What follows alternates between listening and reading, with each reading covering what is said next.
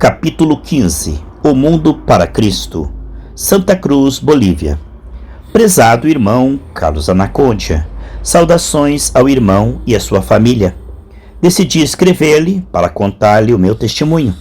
Algo glorioso aconteceu em minha vida e desejo que o irmão saiba o que Deus fez comigo e com minha família através do seu ministério. Meu nome é Jagpal Singh Dhaliwal. Nasci em 1969 no noroeste da Índia, na cidade de Punjab, Ludhiana. Fui criado na religião do Sikhismo. Eu acreditava em 10 profetas e na reencarnação das vidas. Porém, alguma coisa aconteceu no meu coração que não permitia mais aceitar aquelas crenças. Dia após dia eu me perguntava: de que me serve levar uma vida de tanto sacrifício? Se um dia terei que morrer para em seguida ser transformado em uma planta ou em um animal. Eu não encontrava motivo e lógica para aquilo. Senti um grande vazio dentro de mim. Procurei ajuda no hinduísmo, em seguida no budismo. Pratiquei yoga, mas nada mudou o meu sentimento interior de vazio. Os anos se passaram e minha família se desentendia cada vez mais. Minha mãe era professora e meu pai militar. Ele bebia muito e isto fazia com que as brigas dentro de casa fossem cada vez mais intensas. Voltei-me para a astrologia, para as ciências ocultas, mas não encontrei nelas nenhuma ajuda. Tudo ia de mal a pior. Com o passar dos anos, meus pais decidiram ir para Santa Cruz, na Bolívia. Ali perderam todo o dinheiro que tinham. Isso empurrou meu pai mais fortemente para o alcoolismo. Nenhuma religião, nenhum tratamento pôde ajudá-lo com relação àquele vício. Não havia tranquilidade em minha casa e isso me levou a pensar em suicídio várias vezes. Porém, em 10 de agosto de 1991, um amigo convidou-me para assistir a uma campanha evangelística onde o irmão seria o pregador. Era a primeira vez que eu ia assistir a uma reunião daquele tipo, e também era a primeira vez que eu ouviria falar especificamente sobre Jesus. Milhares de pessoas estavam naquele lugar, não sei o que estavam cantando nem falando. Naquela época o meu espanhol era ainda muito pobre, mas gostei de ver aquelas pessoas tirando os seus lenços do bolso, agitando-os no ar enquanto cantavam sorrindo. Quando o irmão subiu à plataforma, todos começaram a aplaudir e a levantar as mãos. Fiz o mesmo. Então o irmão começou a orar e, mesmo eu não entendendo o que o irmão estava dizendo, suas palavras comoveram meu coração. Imediatamente, sem saber o motivo, comecei a chorar e a gemer. Eu não podia me controlar. Em seguida o irmão abriu a Bíblia, começou a lê-la. Era a primeira vez que eu escutava palavras daquele livro. Em sua voz havia algo que me tocava profundamente. Havia paz no meu coração e minha atitude era de reverência. Em meu interior, eu sabia que alguém com a unção e santidade de Deus estava naquele lugar. Depois da pregação, o irmão orou e imediatamente viu uma mulher lá na frente cair no chão. Achei que ela tivesse desmaiado, mas ao olhar para a esquerda vi muitas outras pessoas caindo. Era surpreendente. Eu jamais tinha visto algo semelhante. O irmão continuava orando e quando tocava as pessoas, elas caíam. Tudo era novidade para mim. Eu nunca tinha visto nada igual na Índia. Lembro-me que comentei com o meu amigo que somente as pessoas fracas caíam e que eu não cairia porque era muito forte. Eu era da Índia. Meu amigo riu-se de mim e orientou-me a ir à frente para receber a oração do pregador. Imediatamente, vi-me na fileira da frente, querendo que o irmão orasse por mim. Eu olhei para um dos assistentes e com minhas poucas palavras disse-lhe: Eu não cair. Ao fechar os olhos, um pensamento passou por minha mente. Senti a necessidade de pedir ajuda. Orei a Deus dizendo: Deus, ajuda-me. E repeti isso várias vezes. Então o irmão colocou sua mão sobre minha cabeça e orou por mim. Mas nada diferente aconteceu. Então pensei: os outros caem e comigo não acontece nada. Mas ao abrir os olhos percebi que eu também havia caído. Eu estava no chão e nem percebera quando caíra. Respirei profundamente e uma paz intensa encheu meu coração. Foi naquele momento que conheci quem era Deus. Todo o meu ser sentiu a sua presença. Eu não queria mais sair daquele lugar. Senti correr como uma corrente elétrica por todo o meu corpo. Aceitei Jesus naquela noite como meu Salvador. No dia seguinte, levei meu pai para assistir o culto. Ele recebeu ministração espiritual na tenda de libertação e foi curado do vício do álcool. Daquele dia até hoje, ele nunca mais tomou uma bebida. Nunca mais ele tocou em bebida alcoólica. Em seguida, minha irmã e minha mãe aceitaram ao Senhor Jesus. Desde aquele momento, tudo mudou em meu lar. Tornei-me a pessoa mais feliz do mundo. O vazio dentro de mim desapareceu. Depois daquela campanha que durou 33 dias, comecei a congregar em uma igreja na cidade de Santa Cruz, sob a liderança do pastor Ariel Batalhano. Eu fui discipulado e me ensinaram muitas coisas sobre as Escrituras. E em 1992 fui batizado em águas. No ano seguinte recebi o batismo no Espírito Santo e algum tempo depois fui chamado para o ministério. Cursei o seminário bíblico e em 1994 fui consagrado pastor. Contei meu testemunho em alguns países como Bolívia, Peru, Estados Unidos e Canadá. Deus tem me acompanhado com sinais e maravilhas. Hoje estou preparado para pregar o evangelho às pessoas do meu próprio povo, de minha própria tribo na Índia. Eles devem saber que só Jesus Cristo pode salvar. Agradeço a Deus por sua vida, irmão Carlos Anacondia, por ter sido o canal que me levou a Cristo. Eu aprecio muito, sempre estarei orando pelo seu ministério. Seu filho espiritual, Jagpal. Por meio das experiências e dos ensinamentos reunidos neste livro, certamente Deus ajudará tanto a mim quanto a você a identificar as diversas artimanhas que o diabo usa para enganar as pessoas. Deus deu uma tarefa específica a cada um dos seus discípulos. Você é discípulo de Deus. Eu sou discípulo de Deus. A mensagem é clara, a comissão é simples, ainda que desafiante. Em nenhum momento de sua vida você deve esquecer isto que está prometido para nós. Estes sinais hão de seguir os que creem. Quando Jesus apareceu aos 11 discípulos e lhes deu grande comissão, a Bíblia diz que o Senhor, depois que falou com eles, subiu aos céus, se assentou à direita de Deus. Porém, há algo que coroa essa passagem. Está em Marcos 16:20. Então os discípulos partiram e pregaram por toda parte, cooperando com eles o Senhor, confirmando sua palavra por meio de sinais que a acompanhavam. Essas palavras estabelecem o valor e confirmam o ministério de todos os que estão trabalhando pelas almas perdidas. Os discípulos saíram para as ruas a fim de cumprir o mandamento que haviam recebido. E o Senhor sempre esteve com eles, ajudando-os e confirmando-os com sinais tudo o que já havia dito. Nosso desafio hoje é atuar eficientemente em um mundo que está sendo destruído pelo diabo. As ruas estão cheias de pessoas sem rumo na vida, desorientadas, buscando o caminho que nós já encontramos. Você não acha que é hora de elas também conhecerem a verdade? Em nossas mãos estão a autoridade, a unção, o poder e os sinais. Nunca esqueça que, da mesma forma como aconteceu com os discípulos, o Senhor estará conosco para onde quer que nos dirijamos. Estará aprovando e confirmando o nosso trabalho com sinais, e com estes sinais, a palavra.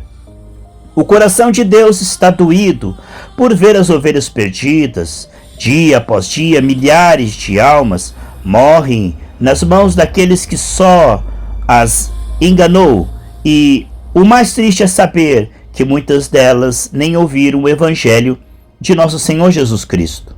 Não permita que as almas padeçam desta forma e caiam no inferno para a condenação eterna. A palavra de Deus diz: a alma que pecar, essa morrerá. Ezequiel 18, versículo 4. Não devemos permitir que tantas vidas continuem se perdendo sem conhecimento da verdade.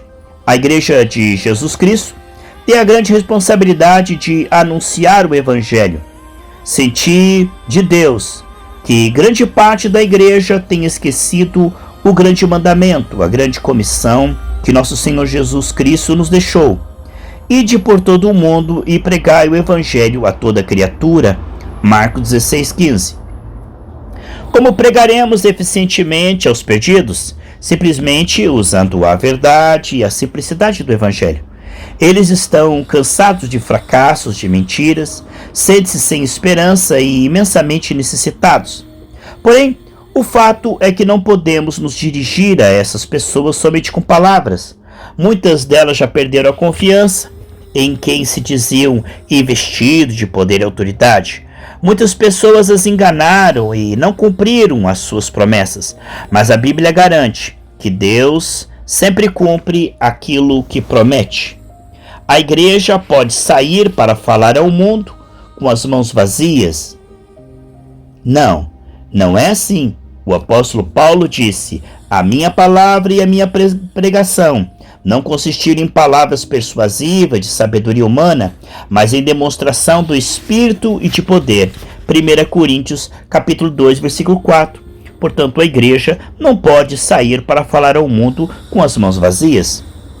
É necessário que preguemos com unção. Não podemos permanecer mais em uma atitude passiva. Necessitamos usar uma mensagem cheia do poder e da virtude de Deus, para que os sinais se manifestem. Sabemos muito bem que se o poder não for de Deus, não haverá frutos. Não haverá sinais que confirmem que estamos pregando alicerçados na aprovação de Deus. O mesmo Jesus Cristo nos disse que iríamos receber poder quando viesse sobre nós o Espírito Santo. Ele é o encarregado de ungir pessoalmente cada crente. Desta forma, temos a garantia de que ganharemos as almas para Cristo. Cada um deve fazer isto a partir do lugar onde Deus o colocou, seja uma grande plataforma, seja em uma pequena igreja ou em um trabalho muito simples. Devemos pregar com poder um evangelho explosivo. E o que aconteceria se esse poder explosivo se somasse à autoridade de Jesus? Já falamos em capítulos anteriores sobre a autoridade que Jesus nos deu. Posso lhe garantir que se você pregar o Evangelho de Jesus Cristo com unção, poder e autoridade, ninguém permanecerá indiferente. Os sinais que o acompanharão serão tão impactantes que ninguém poderá ignorá-los. Coloque diante de você esse desafio. Não continue insensível diante das coisas espirituais. Prepare-se para uma mudança. Procure este poder que o Senhor nos prometeu. Busque a dinamite explosiva que o Espírito Santo depositará em suas mãos. Este poder fará com que as palavras que você pronunciar sejam eficazes. Os 5 aspectos da grande comissão. Na grande comissão que o nosso Senhor Jesus Cristo nos deu, encontramos 5 pontos que marcam especificamente os sinais que acompanharão a todo aquele que se dispuser a realizá-la. 1. Salvação. O primeiro ponto da grande comissão é a salvação, que está implícito nessas palavras: ide por todo o mundo e pregai. Isto deve ser feito por todos os que sabem que Deus tem uma resposta para todas as necessidades do ser humano e uma oportunidade única de vida eterna oferecida à humanidade. 2. Libertação. O segundo ponto da grande comissão é a libertação. Isto está subtendido na frase expulsarão demônios. Devemos estar totalmente seguros de que, como filhos de Deus, temos autoridade sobre as hostes diabólicas. Podemos repreender o diabo com autoridade e enfrentá-lo com essas palavras: escute aqui, Satanás, eu te ordeno que saias agora da vida dessa pessoa e a deixe livre em nome de Jesus. 3. Investidura. O terceiro aspecto da grande comissão nós o chamamos de plenitude do Espírito. É a investidura. que todos nós necessitamos receber de Deus. Recebemos graciosamente esse dom não merecido. O fluir do Espírito Santo deve estar sobre, em e por meio do crente nascido de novo. Isso implica ter uma vida cheia de propósito e de sentido. O Espírito Santo é quem nos orienta e dirige aqui na terra. 4. Cobertura espiritual. O quarto princípio é a cobertura espiritual que temos em Cristo Jesus. Quando a Bíblia diz que coisa mortífera não lhes fará mal algum, constatamos que existe uma cobertura extraordinária envolvendo o nosso corpo, tanto física como espiritualmente. Mesmo que as forças do mal planejem destruir-nos, nossa vida estará totalmente coberta. Este será outro sinal, mediante o qual todos os que estiverem observando os nossos passos e nossas atitudes confirmarão que existe uma proteção divina sobre nossa vida e a vida de nossos familiares. 5. Cura. E finalmente, o último aspecto da grande comissão é a cura. O Senhor disse aos seus discípulos: imporão a mão sobre os enfermos e os curarão. Em um mundo onde as enfermidades são uma das maiores causas de preocupação, onde dia após dia aparecem novos vírus e incontroláveis, bactérias indestrutíveis que não respeitam idade, sexo, nem classe social, a cura divina é um dos sinais por meio do qual as pessoas se aproximam de Cristo e os aceitam como Salvador. Da mesma forma como aconteceu no tempo de Jesus, as multidões continuam buscando o milagre de cura, e você tem a obrigação de apresentar essa pessoa àquele que cura, Jesus Cristo. Sinais que devem ser identificados.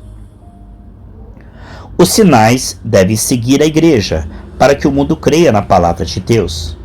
O diabo, nosso inimigo, não cessará de tentar destruir a obra de Deus, mas não devemos temê-lo. Durante uma campanha realizada na cidade de La Plata, recebemos a seguinte notícia: todos os bruxos e feiticeiros da vizinha cidade de Ensenada pediram ajuda aos seus colegas do Paraguai e do Brasil para impedir a realização da campanha e destruir aquilo que o Senhor está realizando ou pretende realizar neste lugar. Confesso que, como ser humano, durante alguns momentos, o medo tomou conta do meu coração ao ler aquelas palavras. Porém, imediatamente, uma voz do céu sussurrou ao meu ouvido: eu dei a você poder para enfrentar toda a força do inimigo, e nada impedirá a obra que será realizada aqui. Esta é a crença da Igreja de Jesus Cristo, a garantia de que nada vencerá aquele que estiver fazendo sinceramente a vontade de Jesus. O momento é chegado e juntos devemos fazer a obra de Deus, sabendo que os sinais seguirão os que creem, para que o mundo que não conhece Jesus Cristo creia nele.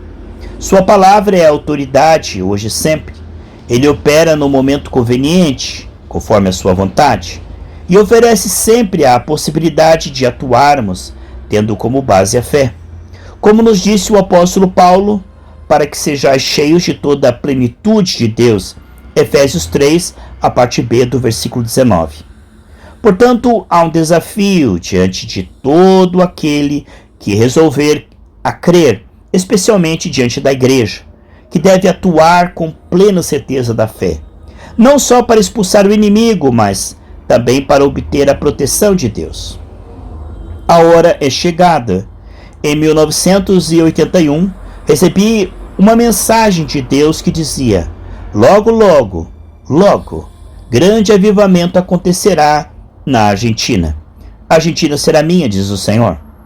Hoje, com o passar dos anos, vemos como Deus Todo-Poderoso tem movido e continua movendo minha querida pátria em cumprimento dessa profecia.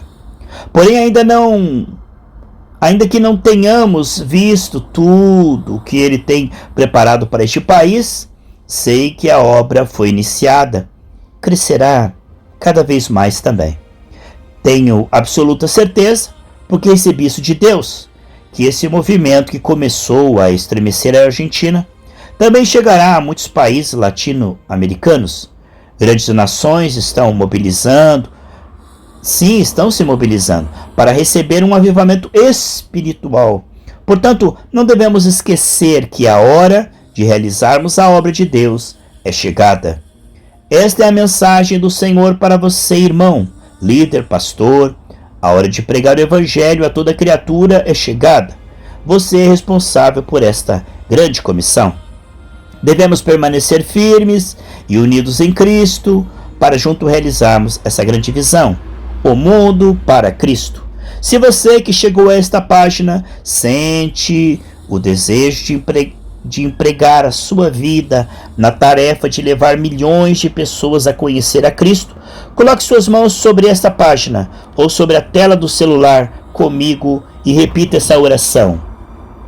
Pai nosso que estais nos céus, eu venho a Ti, ó Deus, neste dia, para suplicar-te que a mesma unção e o poder do Espírito Santo que tem movido a tantos homens de fé e que habitou dentro deles e ungiu a Jesus Cristo com o Espírito Santo, que este poder venha sobre a minha vida neste momento.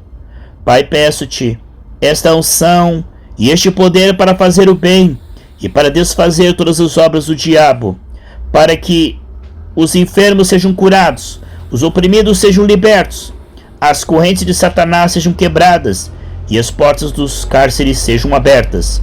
Pai, eu recebo agora, neste momento, a unção e poder que vem de Ti. Senhor, coloco-me em Tuas mãos. Opera através da minha vida. Usa a minha vida. Faz de mim um ganhador de almas. Eu me comprometo a realizar Tua perfeita vontade em todas as coisas. Em nome de Jesus Cristo. Amém. Assim termina o capítulo 15. Temos ainda a conclusão e os apêndices, mais umas 10 páginas que estarei lendo no próximo áudio.